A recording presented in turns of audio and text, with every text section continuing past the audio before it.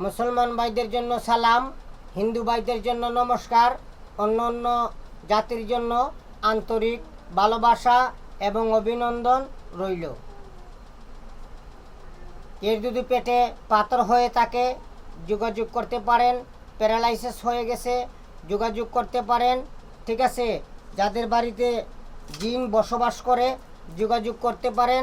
যেসব কিছু কিছু মহিলা আছে জিনের কারণে তাদের সন্তান হয় না, এরকম হইলে যোগাযোগ করতে পারেন দেশে এবং বিদেশে। আজকে আমি দিচ্ছি কালীর একটি সাধনা, কালীর সাধনা একটি দিচ্ছি 11 দিনের আমল আপনারা করতে পারবেন।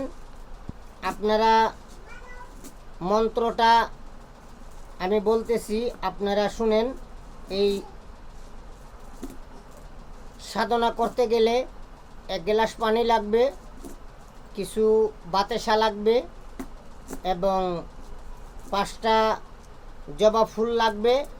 5টা জবা ফুল আপনারা সংগ্রহ করে নেবেন। 5টা বলতেছি, 7টা জবা ফুল লাগবে, কিছু বাতাসা লাগবে, কিছু পানি লাগবে। যারা আমার শিষ্য আছেন ভারত বাংলার ভিতরে, আমি তাদের জন্য দিচ্ছি। আমার কাছ থেকে আপনারা ফোন করবেন।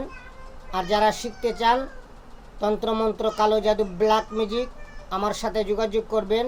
ইনশাল্লাহ চেষ্টা করব আপনাদেরকে শিক্ষা দেওয়ার জন্য। তে মনে করেন আমি মন্ত্রটা বলি। ফুল ফুল ফুলের সুবাস কৈলাসে থাকে, ফুলের সাধনায় মাগো তোমাকে ভক্ত ডাকে।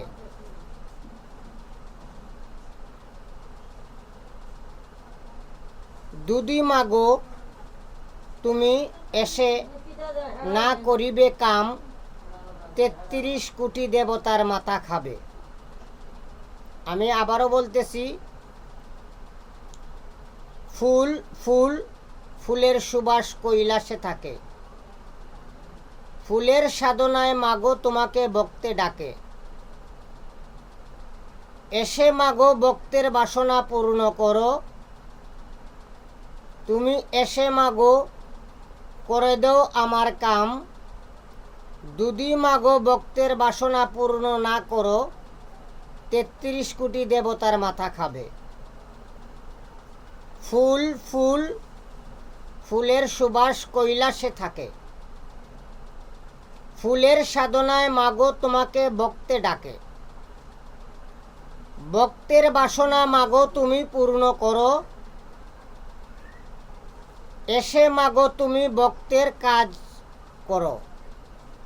দুদি মাগো ভক্তের বাসনা পূর্ণ নাহি করো, 33 কোটি দেবতার মাথা খাবে। ফুল ফুল ফুলের সুবাস কৈলাসে থাকে, মাগো তোমাকে ফুলের সাধনায় ভক্ত ডাকে। ভক্তের বাসনা মাগো তুমি এসে পূর্ণ করো, দুদু মাগো তুমি ভক্তের বাসনা পূর্ণ নাহি করো, 33 কোটি দেবতার মাথা খাবে। আমাবস্যা চলাকালীন এই মন্ত্রটি 108 বার জপ করতে হবে এবং কোনো রোগীর উপরে জিন ভূত দেও দানবে ধরেছে, যত প্রকারের হোক, আপনি ওই মন্ত্রর দ্বারাতে আপনারা ভালো করতে পারবেন। আমাবস্যাতে আপনারা 108 বার জপ করে নেবেন। আমাবস্যা চলাকালীন শুরু করবেন, 11 দিন আমলটা করবেন। 11 দিন আমল করার পরে আপনারা যখন রোগীর উপরে জিন ভূত হাজির করবেন, রোগীর শরীরে তাবিজ কবজ থাকলে এগুলা খুলবেন। রোগীর সামনে 1 গ্লাস পানি রাখবেন। তারপরে আপনারা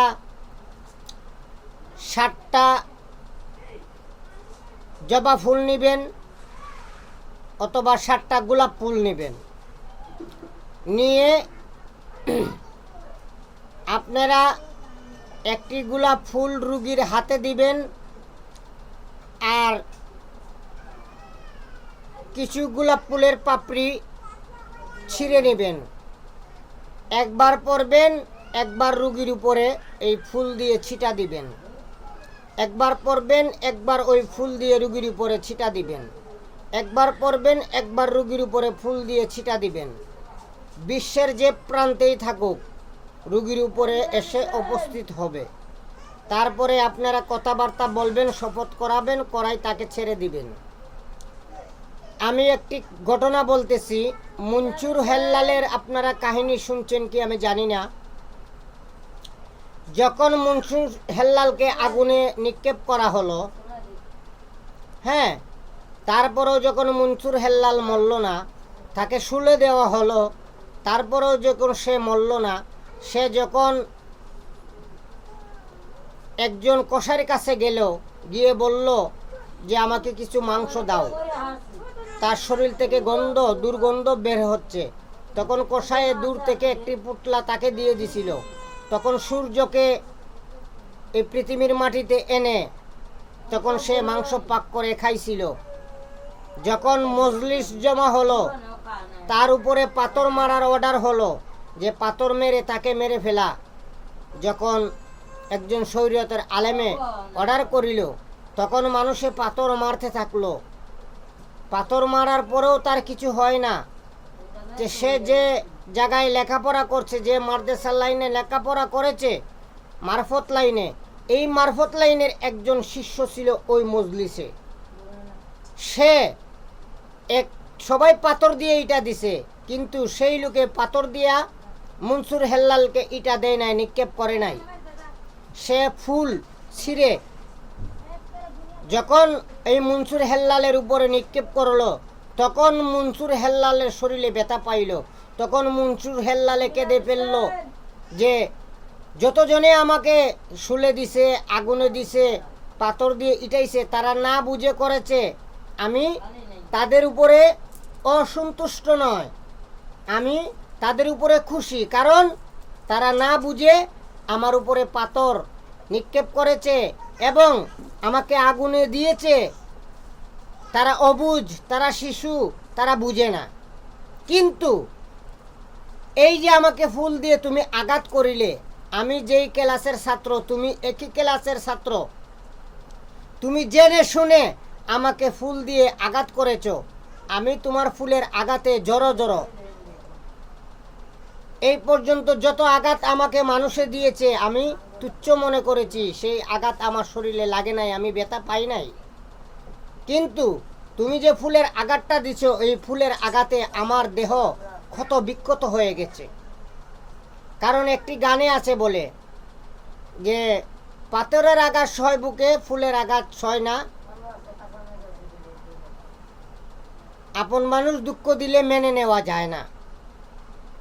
যে আসলে যে যেই লাইনে থাকে, এই লাইনের মানুষে যখন তাকে আঘাত করে, তখন তার মনে অনেক কষ্ট লাগে। আপনারা বুঝতে পারলেন কি না তা আমি জানি না। আর এই মন্ত্রের একটি জাকাত আছে, জাকাতটা কিভাবে আদায় করবেন আমার কাছে ফোন দিয়ে জেনে নেবেন। কারণ ভিডিওতে আমি এখন নিয়ম দেই না এই বাটপার সিটারের জন্য। আপনারা নির্ভয়ে আমার সাথে যোগাযোগ করবেন, কথা বলবেন, আমি আপনাদেরকে প্রসেসগুলা বলে দিব। সবাই ভালো থাকবেন, সুস্থ থাকবেন। এই পর্যন্তই। আল্লাহ হাফেজ।